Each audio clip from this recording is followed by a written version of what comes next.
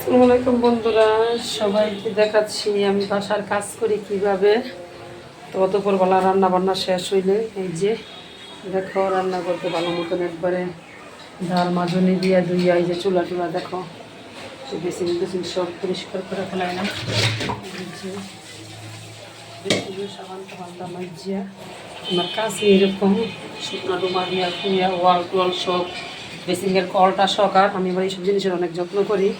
এই যে দেখো আমার রান্নাঘরের চুলা রান্না বান্না শেষ, চুলাটা পুরাতে ডাইকা রেখে দিছি যদি চুলার মধ্যে ময়লা না আসে।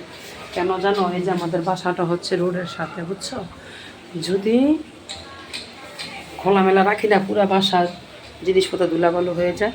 আর রান্নাঘরটা আমি অনেক সুন্দর করে গুছায় গাছায় রাখি।